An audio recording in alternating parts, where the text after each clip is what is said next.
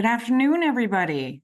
Happy to be joined today by our illustrious teams of the SPARC 2024 Codeathon, which took place August 10th through 12th, so last weekend, if you're on Eastern time zone. And today we'd like to show you what they came up with. So to get started, I wanted to introduce you to what SPARC is and therefore what the reason for the Codeathon actually is. So SPARC is a common fund program that has been established over the past few years to create new frontiers in bioelectronic medicine and neuromodulation therapy. Neuromodulation is an emerging therapeutic approach to treat diseases of the autonomic nervous system. However, there's limited understanding of which neural targets to influence and how to precisely control organ function. And so the opportunity to develop more effective and targeted therapies is to actually provide a scientific and technological foundation for future bioelectronic medical devices and protocols. So the NIH Common Fund Program has worked to deliver detailed, integrated, functional, and anatomical maps and models of the peripheral nervous system and its innervation of target organs, in addition to devices and physiological data that help to build a larger view of how the autonomic nervous system works together in an integrated fashion to precisely control organ function. SPARC brings the power of convergence, molecular medicine, neuroscience, engineering, and computational science to develop devices to diagnose and treat diseases.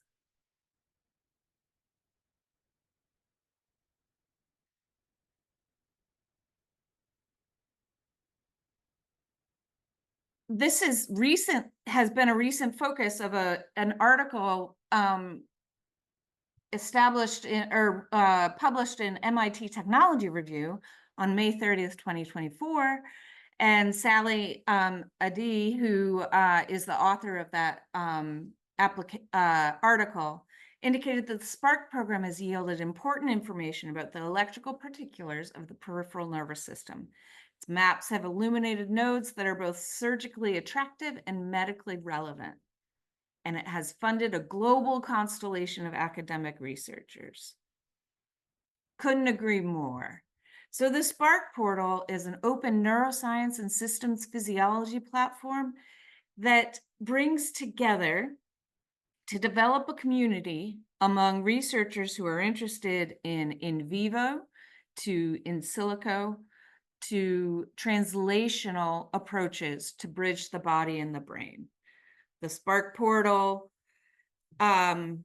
is created by the SPARC Data and Resource Center.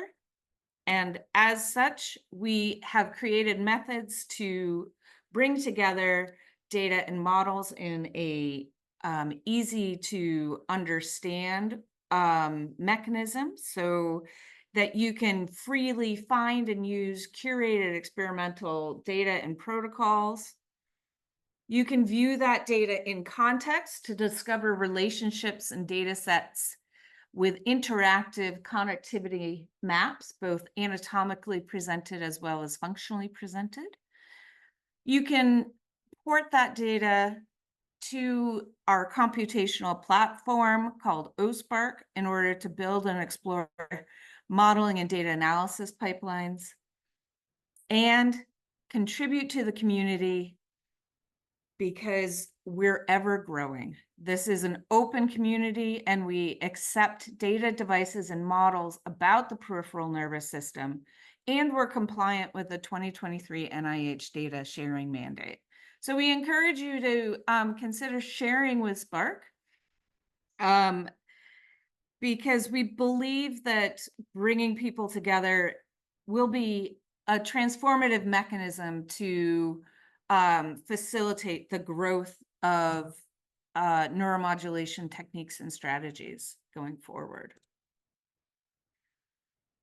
So by the numbers, we have over 315 data sets and models available for free use and reuse.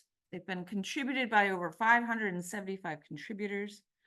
On the SPARC computational platform, we have over 1,000 active users so far, and 100% of this information is available for reuse.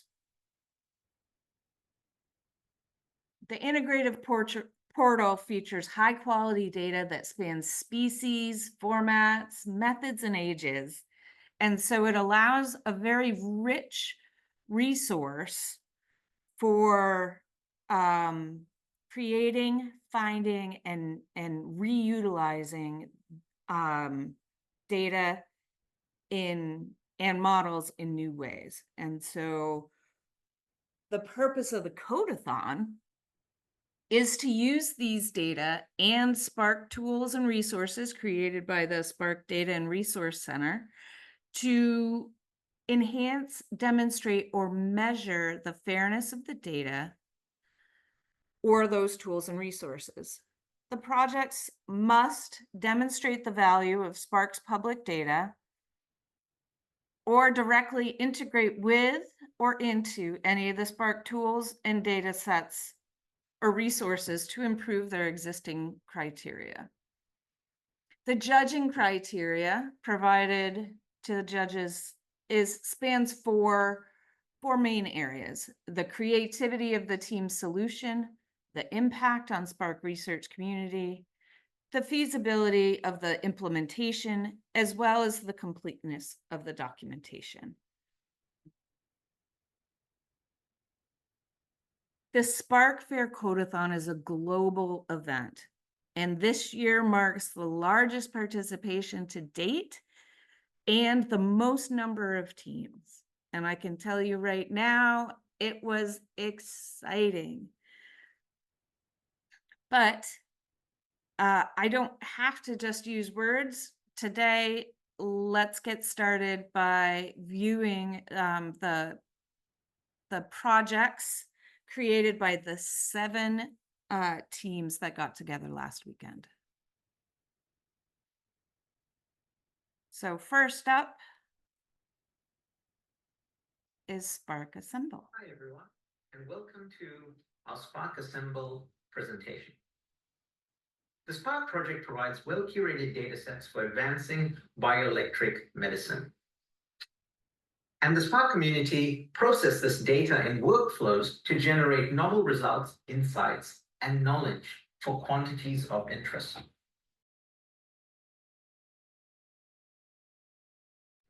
Membrane potential of a certain cell within the body, or activation patterns in organs.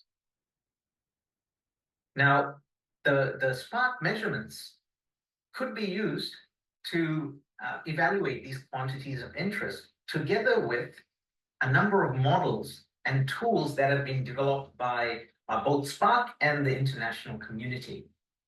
Our vision is to be able to assemble workflows that will allow us to leverage these measurements to help evaluate these quantities of interest.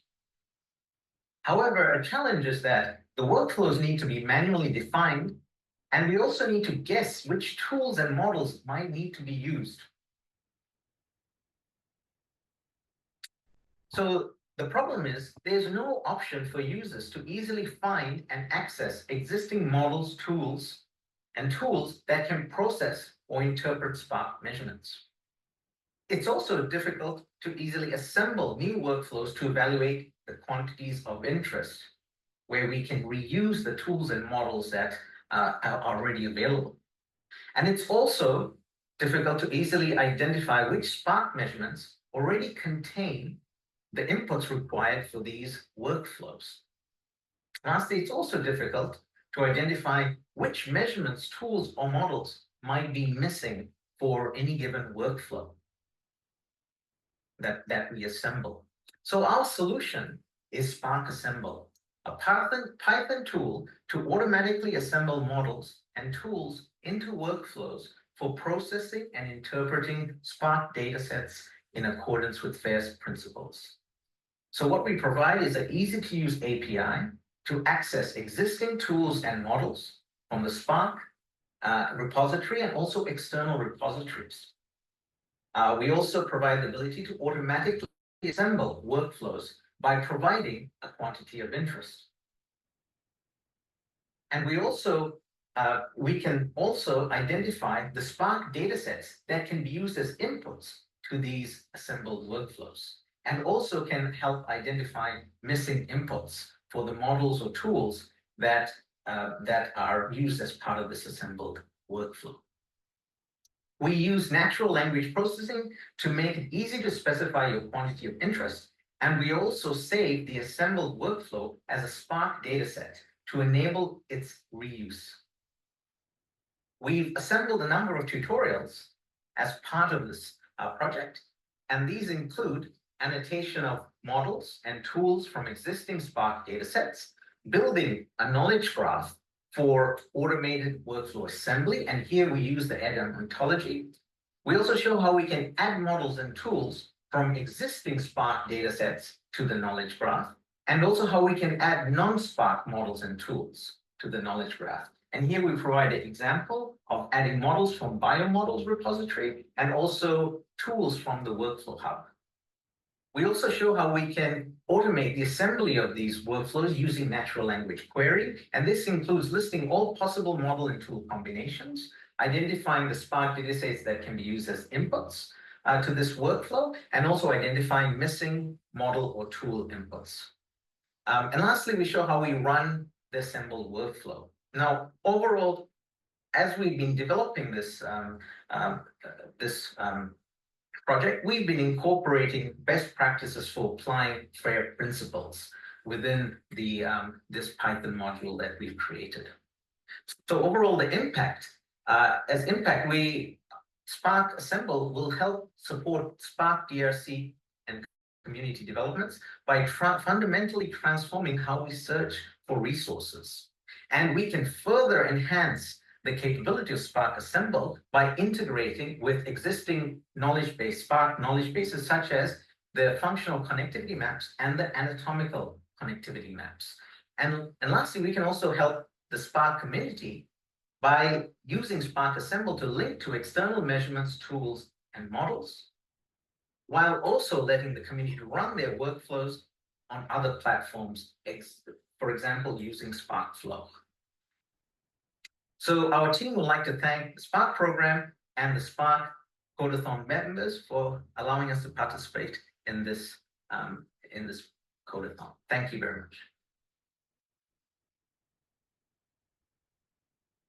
Welcome to the SPARC SPY presentation. The SPARC project unites researchers from 60 groups representing 90 institutes in their exploration of the autonomic nervous system towards the development of therapeutic neuromodulation. Visualizations are a core part of this process, allowing scientists to interpret data and draw inferences. It is crucial in enabling collaborations and the communication of results.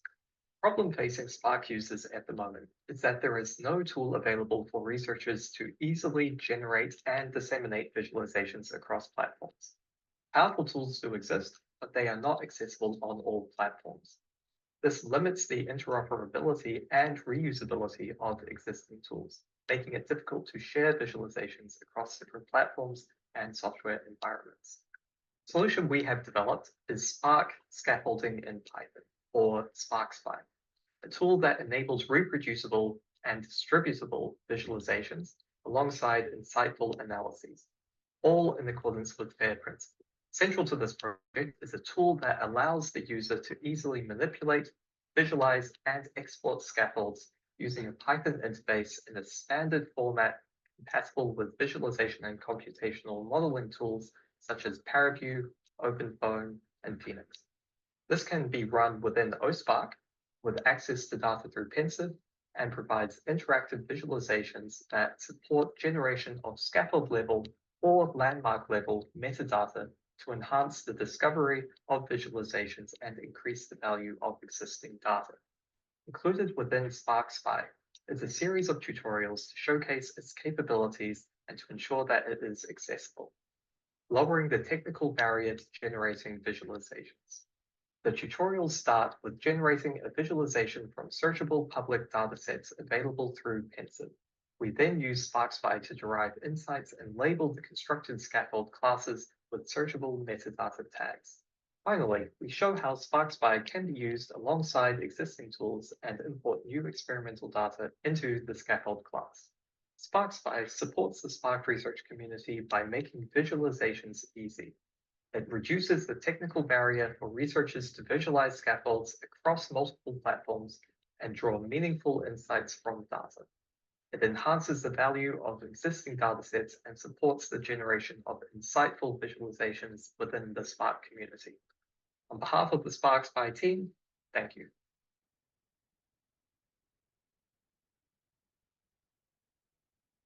Hi, we are presenting our service which is known as Data Fuel.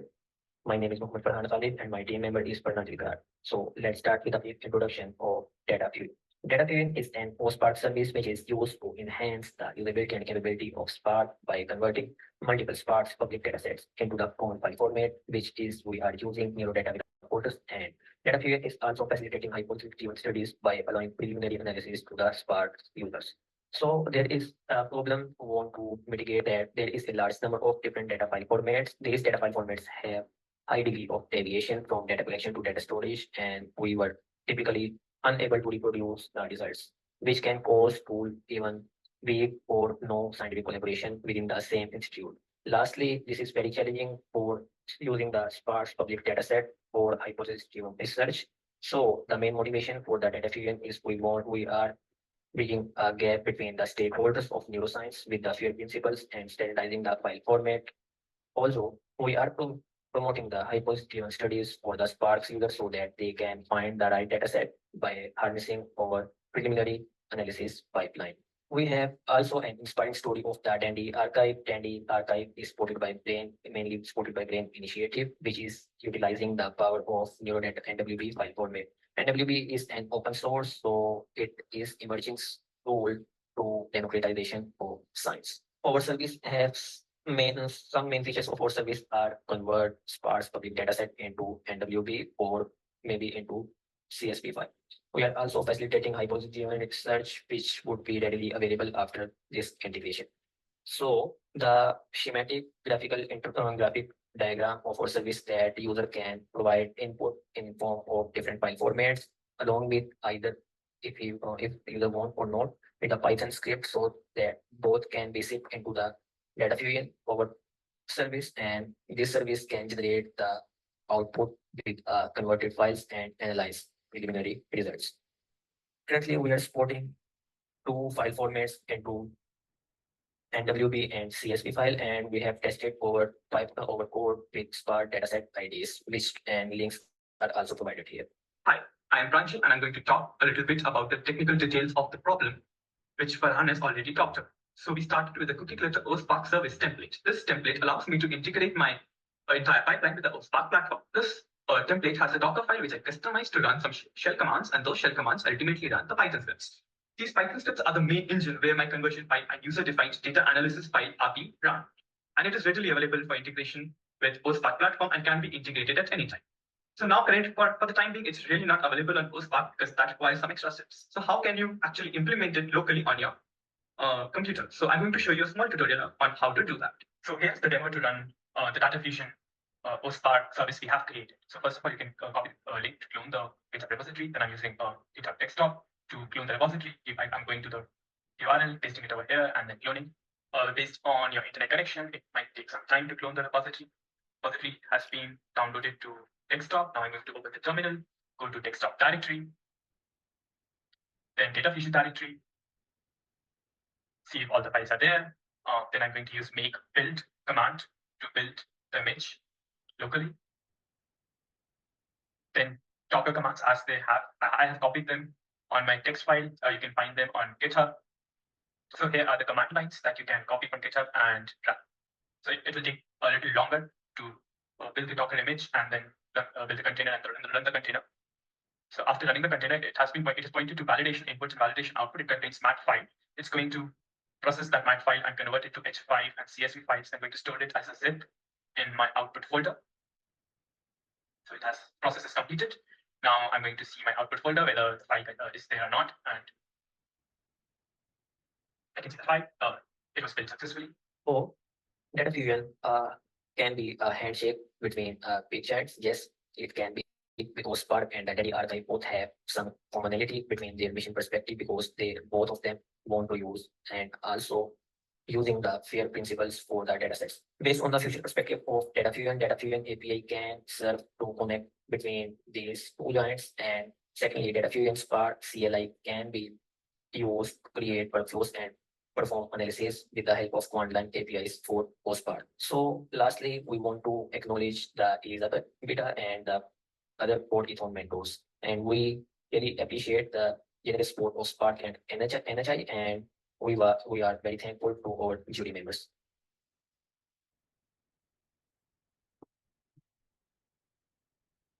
Dear listeners, dear judges, thank you for watching this presentation of our submission for the SPARC Codeathon 2024. Our submission is OSPARC Hub, an extensible ETL framework for streamlining the SPARC ecosystem.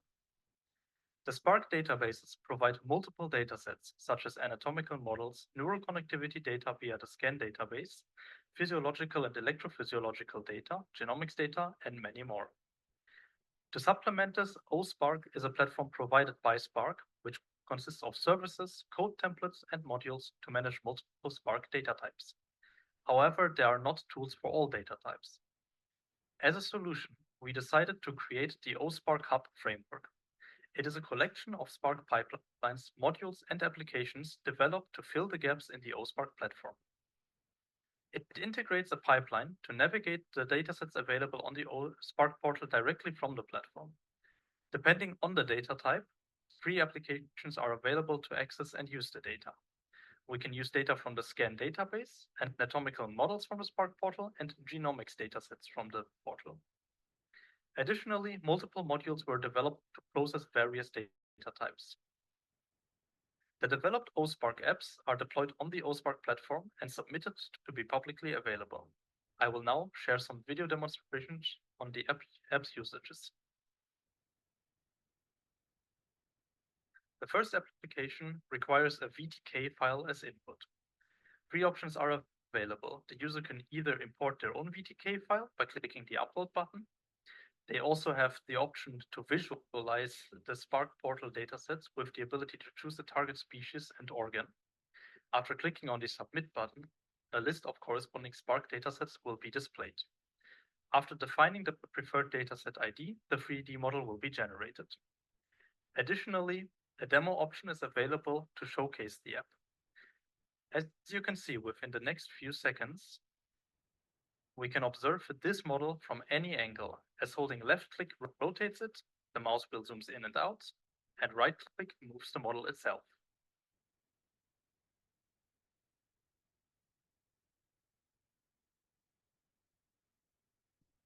The next app requires transcriptomics data in the form of a CSV file as input, which can be uploaded using the upload button. Once again, a demo option is also available. The outputs include an expression profile analysis and visualization in a volcano plot. Additionally, an oncology analysis will be performed and the results will be illustrated as a bar plot. This last app shows access to the SCAN database. The user should define the target species and organs to investigate the neural connectivity between the chosen regions. The results include a table, a simplified body map illustrating the neurons between the regions, and a simplified plot illustration of the intermediate regions.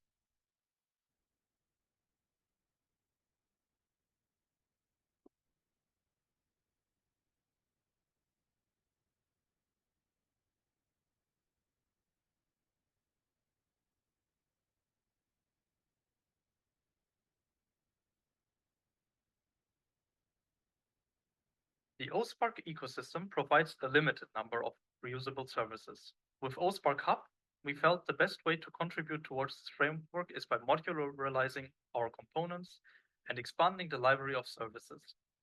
Accordingly, we have now implemented 6 new services covering a wide variety of common functionalities required in constructing your own studies. Similar to how we illustrated in the video earlier, here we see how these services can be plugged into one another to allow us to fetch a scaffold file from the SPARC portal, convert it into the required format, and then visualize it.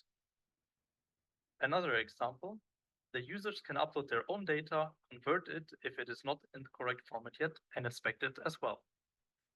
And in this final example, we once again see how the Transcriptomics Explorer service allows you to readily view and explore gene data. To wrap up what we have seen in this presentation, OSPARC Hub is an extensible ETL framework for the SPARC ecosystem that offers users the ability to access a large variety of datasets in different formats and gives them the ability to find, analyze, and visualize the data they need with ease through the apps and modules that OSPARC Hub offers.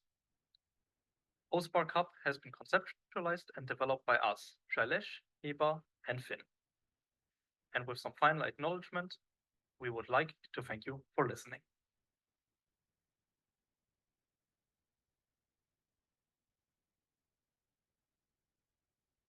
So, hello everyone. I am Harris. I'm from Team 6, and we call ourselves as SPARC FAIR. And the reason for this is because in the past 3 days, we've been working on this thing called SPARC FAIR or SPARC Diff Annotator. And I'm the lead of this project and mostly focused on the front end part of the project. We have Anmol, he's working on the database and also back end. We have Akram, he's working on the database and documentation.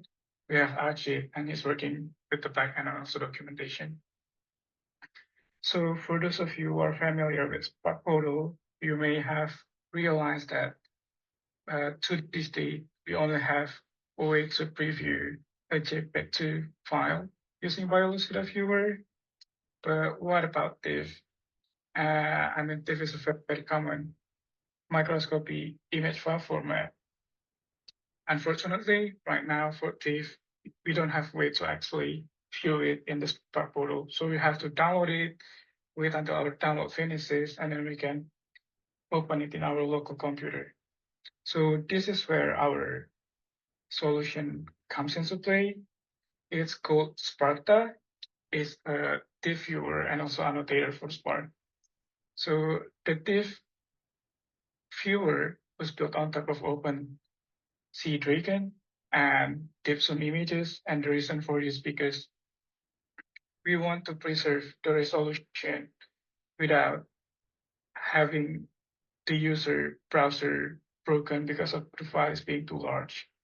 And using our viewer, users can view the diff images, zoom in, zoom out, and use full screen if they want to investigate further of the image that they see.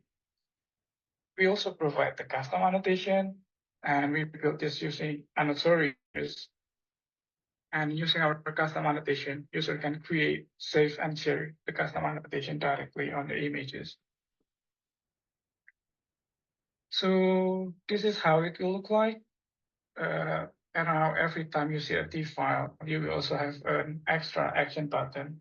And if you hover over it, and if you click that button, you will be directed into our Sparta viewer. This is the overview of the Sparta viewer. On the left part, you have the toolbars of the things that you can do with the viewer, and you have the image on the right part of this Sparta. Sparta offers different functionalities. So for example, zooming and panning. And if you want to explore it a bit further, you can also go into full screen mode. You know that now you have a very large screen, so you can identify detailed cells in the tissue image that you have. Not only we allow the user to preview or to view the file, but we also allow user to create annotation. Maybe when they see the microscopy image, they find it interesting and they want to keep track of everything that they see in that image. And using Spark, you can create annotation based on that.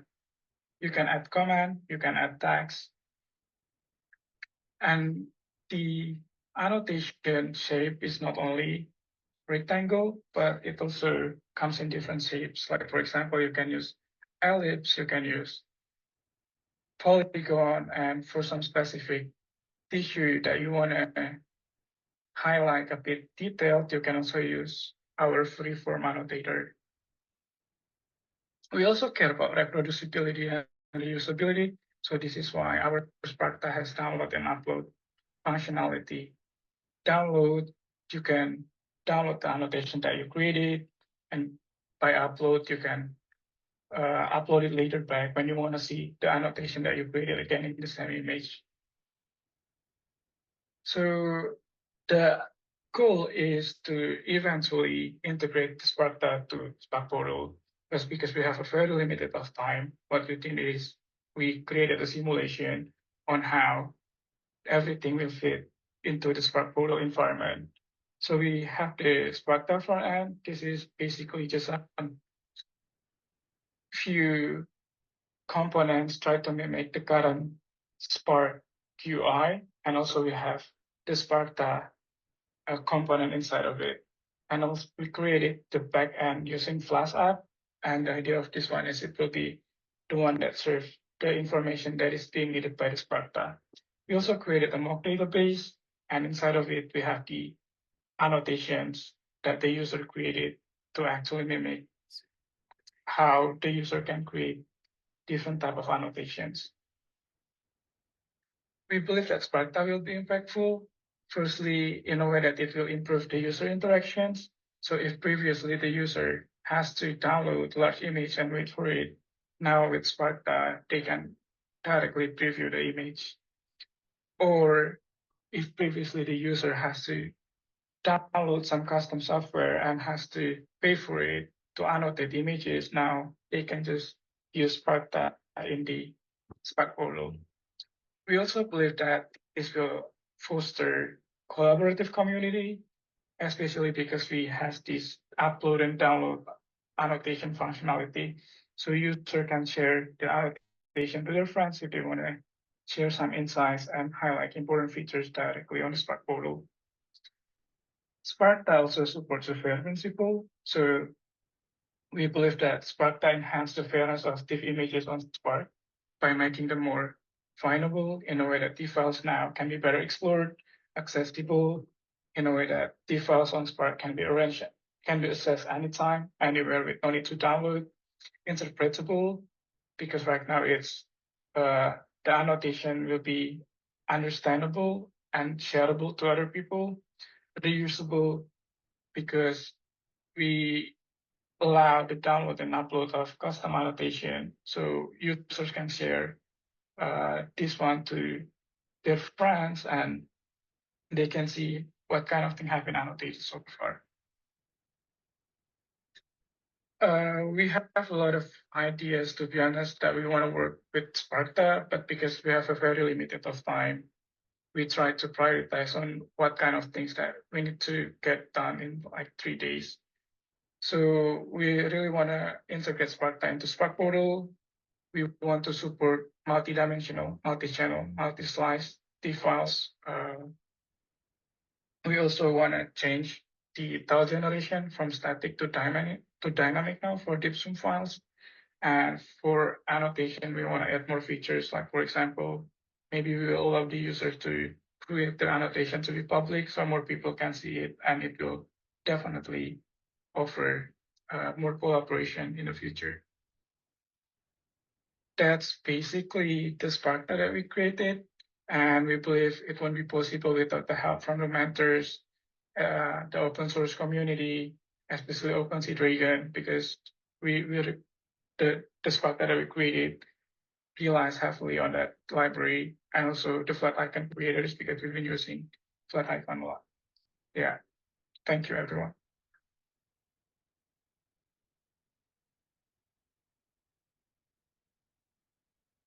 Hi everyone, this is Team 7 with SPARC RNA Viz as our project. It is an interactive visualization tool for single-cell RNA expression data using differential expression analysis.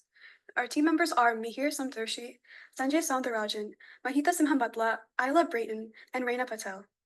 The prompt we wanted to address was the analysis of SPARC gene expression data utilizing R, Octave, or MATLAB in OSPARC. The SPARC database contains data that adheres to the FAIR data principles and strives to make the data more fair. There is gene expression data on the SPARC portal from single-cell RNA sequencing experiments. However, this data is currently in somewhat raw formats such as matrices, FASTQ files, and pre-normalized data. The problem is that these raw formats are not inherently interoperable and need to be analyzed further to make them more useful. Currently, there is only one tool available to visualize this data on the SPARC portal, which creates volcanographs and conducts ontology analysis. While this is a start, there is significant potential for expanding the range of analytical tools to enhance data interpretation and usability for gene expression data.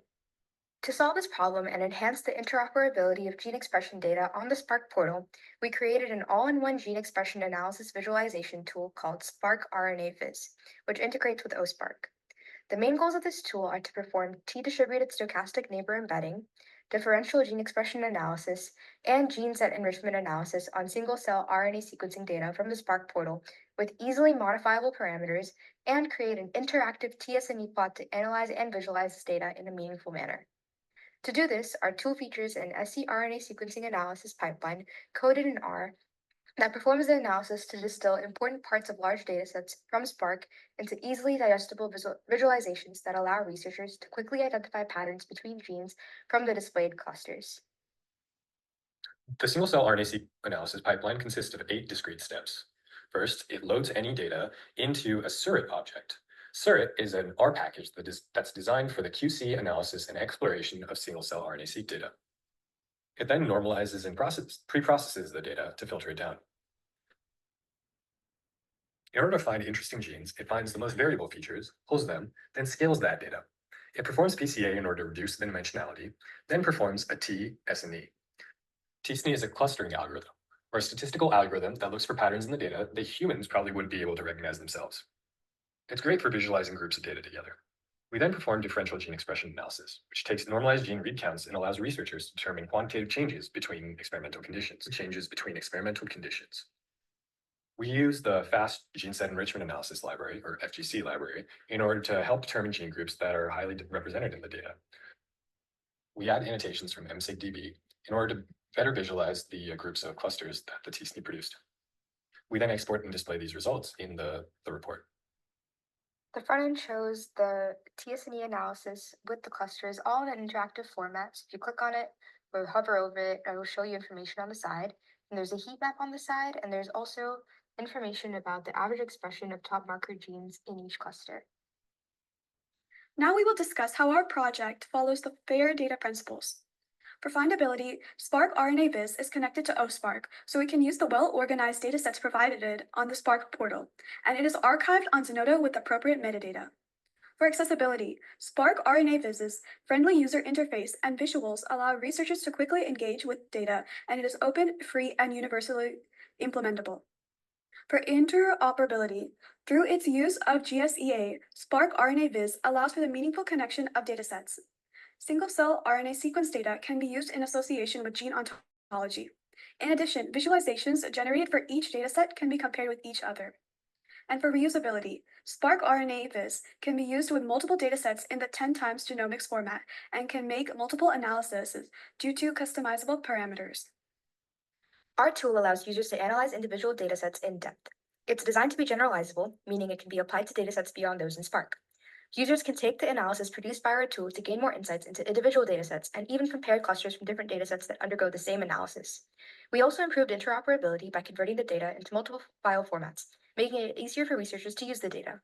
In the future, we plan to work with the OSPARC team to embed HTML files within OSPARC rather than having to open it separately to see the visualizations, further enhancing the tool's usability. We also hope to add UMAP analysis and visualization and allow compatibility with other datasets beyond the ones in 10x genomics format. Thank you for watching our presentation about SPARC RNA Viz. We would like to thank the SPARC program and the Codeathon mentors. And here are the references and the links for our GitHub and Zenodo DOI. Thank you.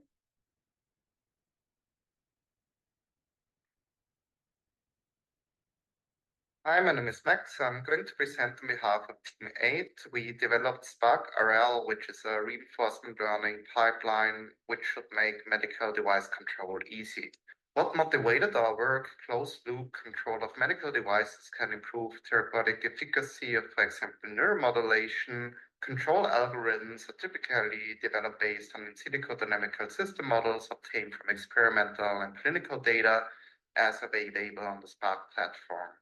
This requires robust controllers which guarantee safety performance, and therefore reinforcement learning algorithms are gaining rising attention. However, unfortunately, reinforcement learning requires expert knowledge and has a very steep learning curve, and therefore it's still underused in the biomedical field.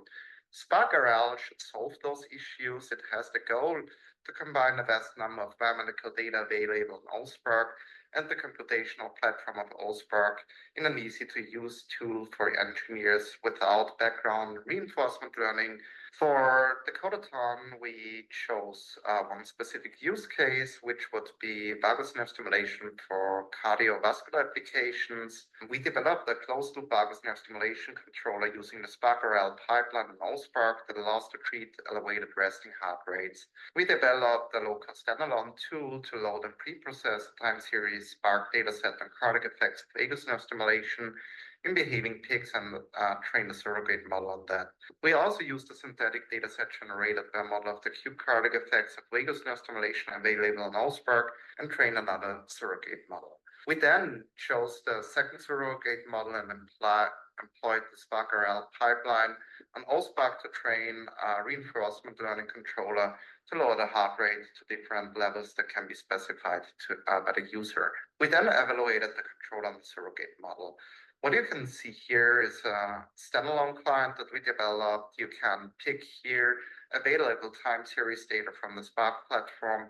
We can view the dataset description here, and also we produce a suggestion on how to use the dataset in reinforcement learning using a large language model.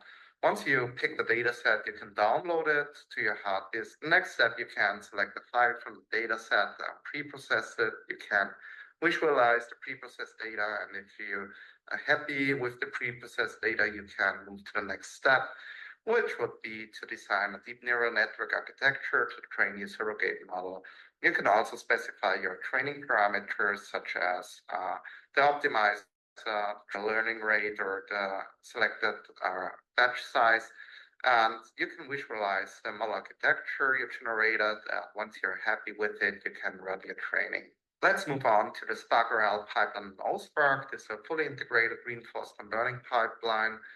You can upload input data to train your surrogate model using the SPARC RL train surrogate model node. This can be either data generated through a standalone client that we have shown you before, or really any data generated by computational models. Once you have trained your surrogate model, you can move on to reinforcement learning training. You can upload a configuration file to parameterize your reinforcement learning training using the SPARC RL train agent node. And once you have trained your reinforcement learning agent, you can evaluate it on the surrogate model. Let's move on to some results. What you can see here is the heart rate response to vagus nerve stimulation on a certain stimulation intensity. The blue line here is the ground truth data. The orange line is the prediction of the surrogate model, and you can see that the surrogate model captures the system dynamics very well. Here you can see the reinforcement learning agent training in terms of loss over training iterations. So we had 30,000 training iterations. You see a very nice convergence of all the losses over the iterations, suggesting that we found a really well-trained controller. We then evaluated this trained controller in a heart rate tracking task over 1,000 seconds, in which we varied the set point heart rate every 50 seconds. And the controller was able to really track very well the different set points. Would like to give a big shout out to the SPARC Codeathon mentors, especially the ITRS team. If you're interested in the project or have any questions, just shoot either me or John a message by mail.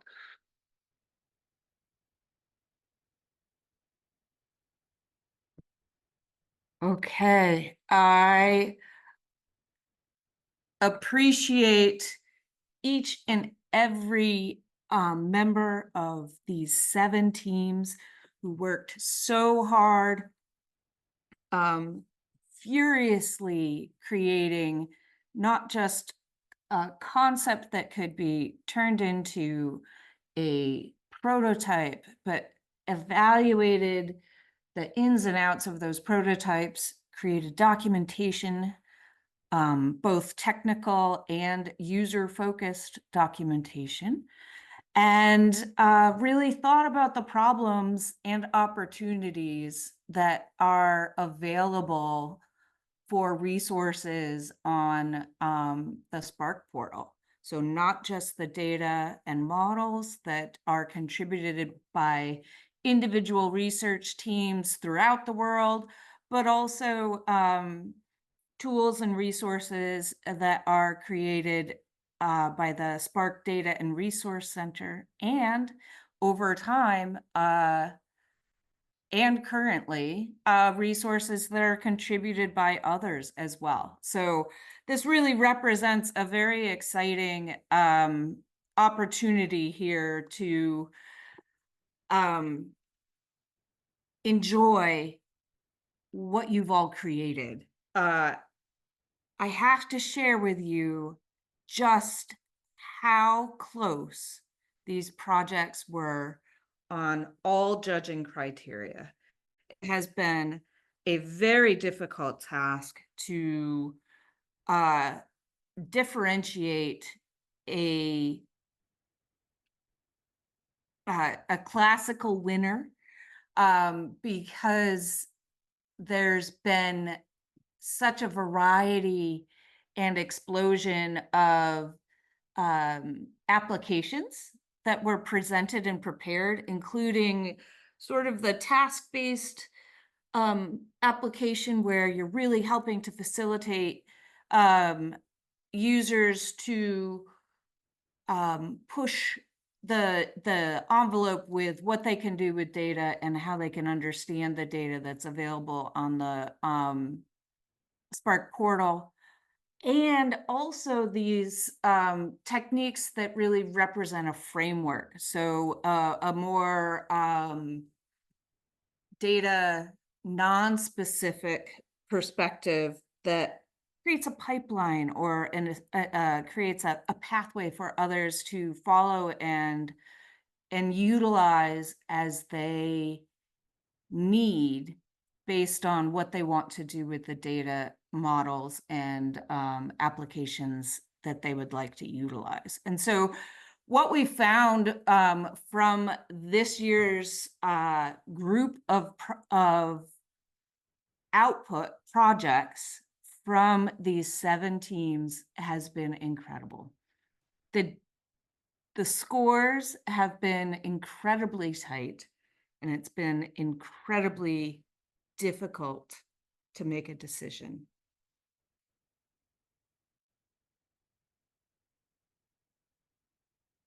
The judges worked very, very hard, and I'd like to provide a big shout out to each and every one of them. We had 7 judges spanning NIH and academia and beyond, industry as well. And even that was not immediately sufficient with all of their expertise and their excitement at seeing what you created to be able to evaluate just a distinguish the line between winners. And so we're doing something a little different this year. We were going to postpone the announcement of winners at this point to give the judges more time to deliberate and really work through to see if we could tease out ways to distinguish between all of the great projects and all of the efforts that you have poured forth into this into your projects. And the SPARC Data and Resource Center technical team that has worked with you over the time of the Codeathon, gotten together and sort of weighed in a little bit and helped to get to the point of establishing some winners. So I apologize for my slow delivery. I'm just checking to make sure that everybody is finalized on decisions. So hold your breath just a little bit longer. I'm going to ask you to stay tuned for just one moment.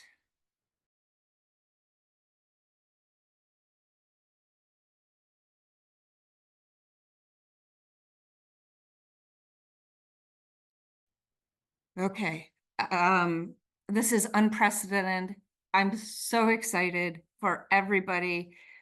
Every team member should be so proud.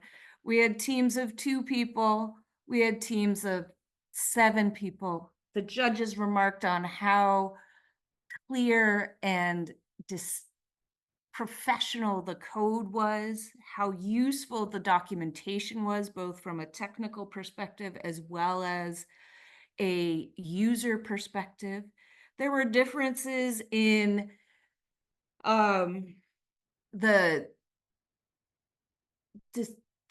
choices of how to weight creativity versus impact versus feasibility. And it seemed that no matter how we sliced and diced the information, it was still anyone's game.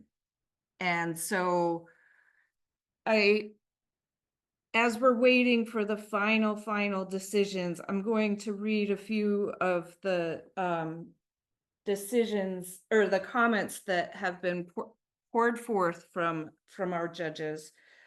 It's just been incredible.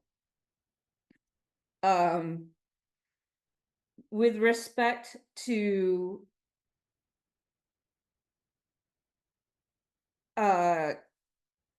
let's see.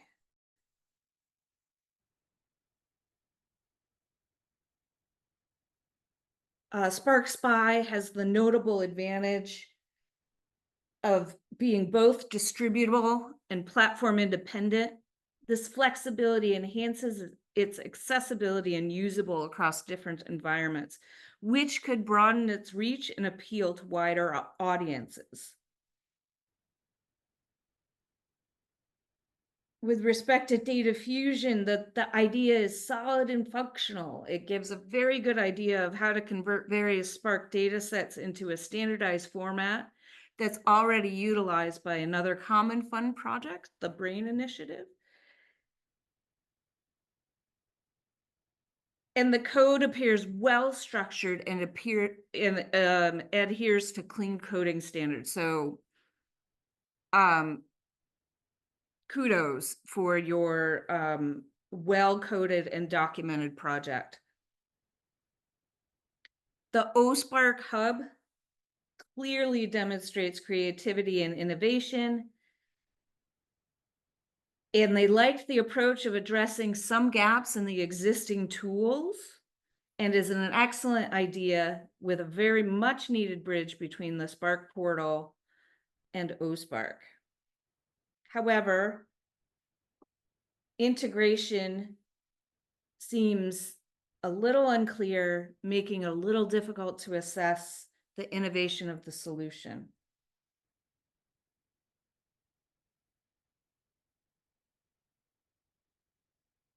With respect to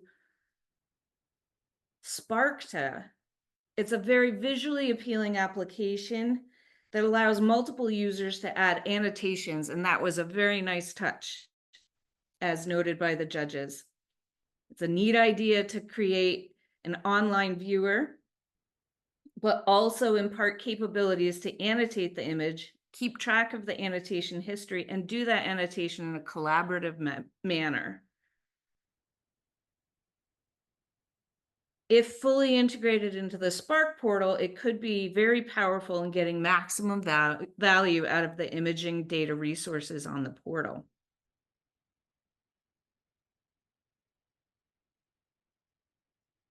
For Team Assemble, I want to share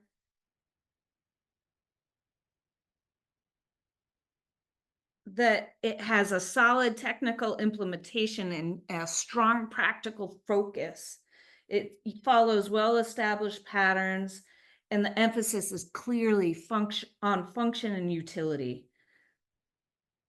It's very clever that you built on other teams' efforts, but that was a little risky, but it was very well done and really added something special to your solution. You guys, I am so proud of just everybody.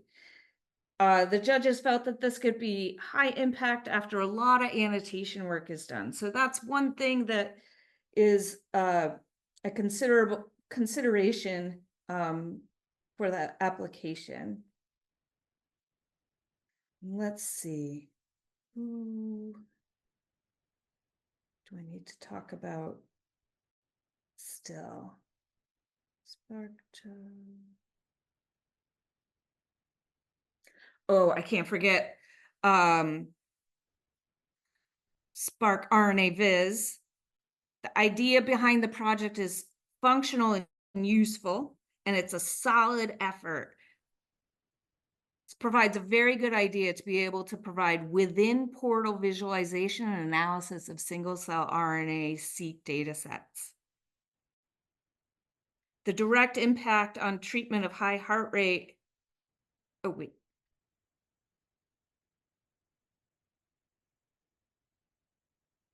Oh, moving on to SPARC RL.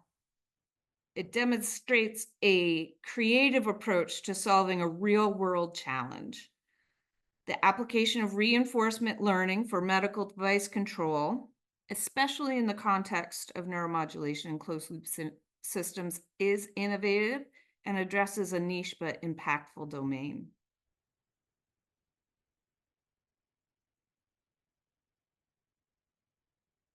The documentation is very well organized, and there's a comprehensive overview and intro to their project. And it adheres very nicely to the coding best practices. The technical depth is definitely appreciated. And so on that note,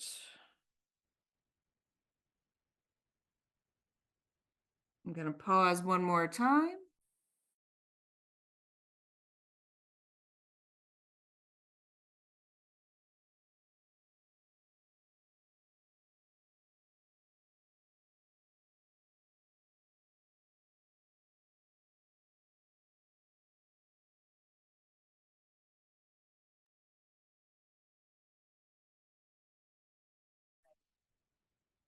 I am so stressed out right now.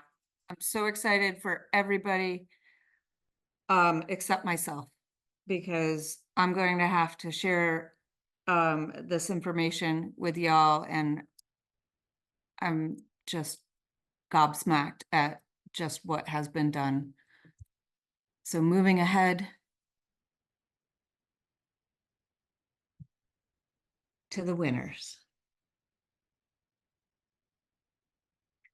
So I've been told that the the winners are ready, so we're moving ahead.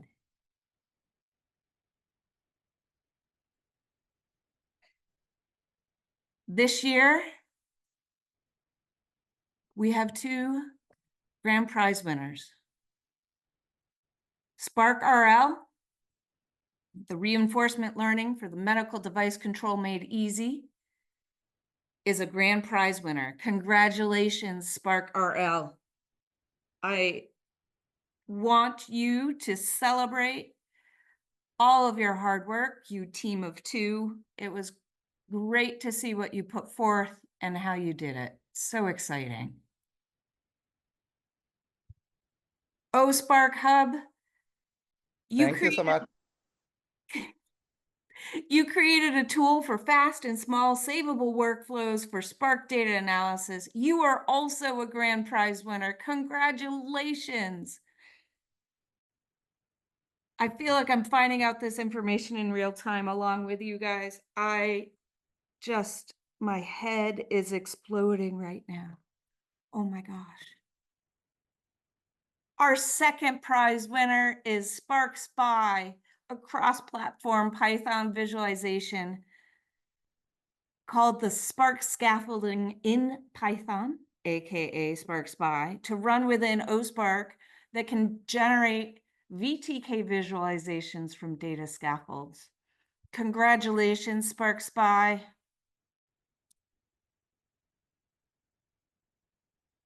Sparkta, you're our third prize winner. Very nice job on your TIFF annotator. It was a lovely project and demonstrated such a crisp interface and a nicely done implementation.